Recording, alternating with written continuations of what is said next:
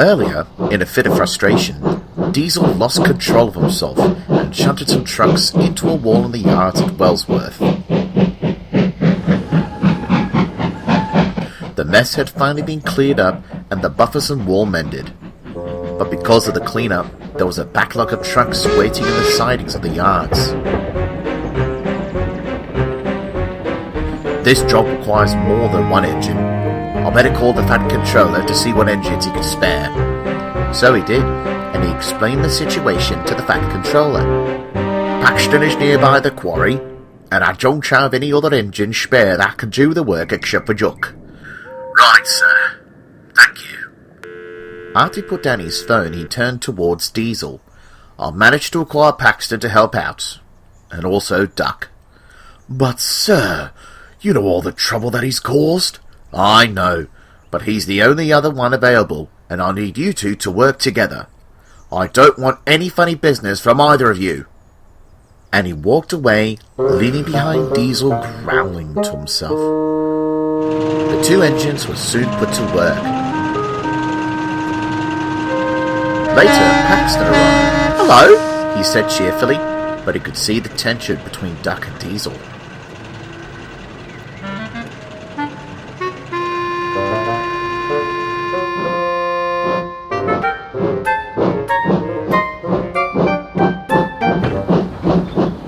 Paxton was confused. What's going on between those two? The trucks giggled. "They hate each other," one of them said. "Yeah, ever since we held Duck back. And then he just blamed Diesel. One thing is for sure, Duck isn't the sharpest tool in the shed." Paxton gasped. You did what? Duck, I need to tell you something. "What is it, Paxton?" "Actually, Duck, I need to tell you something important. Right away. Sorry, Paxton." It was the station master. "Something important? What's the matter, station master?" "Henry's tubes are clogged and he's unfit to run. He's not too far from here, so I need you to go and collect him, as he can't go any further. Once you brought him here, you have to take his goods down to Vickerstown. He's holding about 20 trucks, so he needs some help getting over Gordon's Hill." "Yes, sir," replied Duck, and he puffed away. But Duck, I need to tell you. "Sorry, Paxton, you'll have to wait." And he puffed away out of earshot.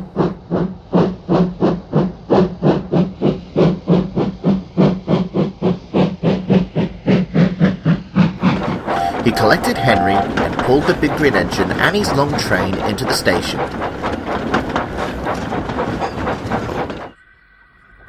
After he shunted Henry into the yards, Duck coupled onto his train. Since he was far away from the yards, he blew a special whistle. Duck needs our help, Diesel. But Diesel just sniffed. "That quack can go and help himself. The other edges said that you changed, Diesel. But I guess I was wrong to get my hopes up. You're still the same terrible brother who manipulated me all those years ago."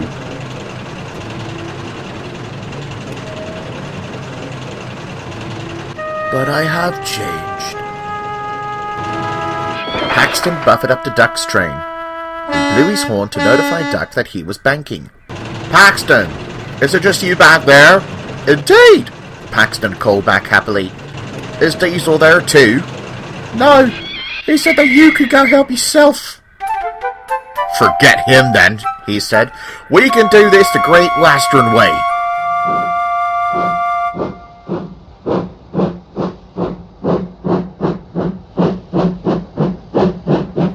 "You ready, Paxton?" "Ready!" But as they began to climb the hill, they began to feel the strain of the heavy trucks. "We can do it! We can do it! We can do it!" But they couldn't, and soon both Duck and Paxton were stopped only halfway up the hill.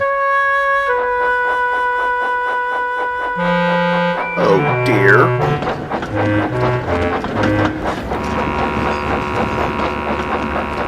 Back in the yards, Diesel was sulking. The words of Paxton were still lingering around his head. "Who does that Paxton think he is? He doesn't know me. I have changed. Why, I even helped to stop Thomas from being derailed."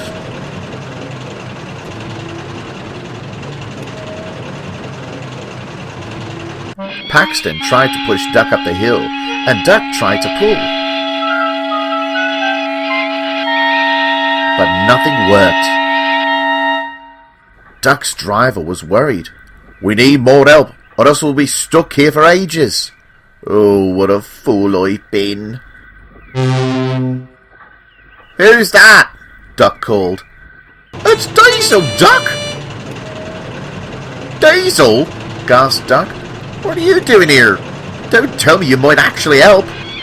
"There's work to be done, and regardless of your foul treatment towards me, I'll still be the bigger engine, and yes, help out. Actually, now that you're both together, I've something to tell you. Those trucks and the sidings back at Wellsworth, Duck, they played their own trick on you, and said that you then blamed Diesel instead. So they just kept quiet instead of telling the truth since then." "See, I was right this whole time." "I'm so sorry, Diesel. I wanted to apologise to you earlier, but I feel even more embarrassed now." "We'll deal with that later. Right now it's time to get off this hill." We can't make a good run with all this lot. We'll need to divide the train." "Divide?" "It's the only way, Duck. Trust me." "All right."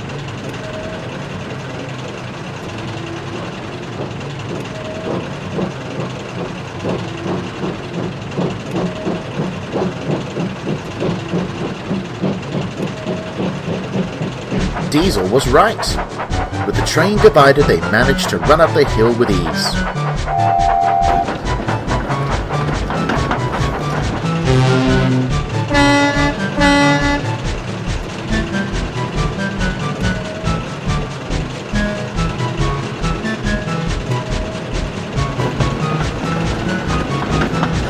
At Marin, Diesel and Paxton shunted their half behind Duck's trucks. Duck was very pleased. "Thank you, Paxton, and thank you, Diesel. I'm very sorry for what I did to you yesterday, and that I blindly blame you instead of suspecting the trucks. I can see that you're finally truly sorry, Duck, and have seen the errors of your misguided ways. I hope you can see that I have indeed changed, and that you are forgiven. I will say, however, that your attitude really wasn't the Great Western way," and he and Paxton laughed. So did Duck. "You're right. I think you could say what I did was simply the wrong way. I make sure to stick to the Great Western way from now on, starting with you trucks."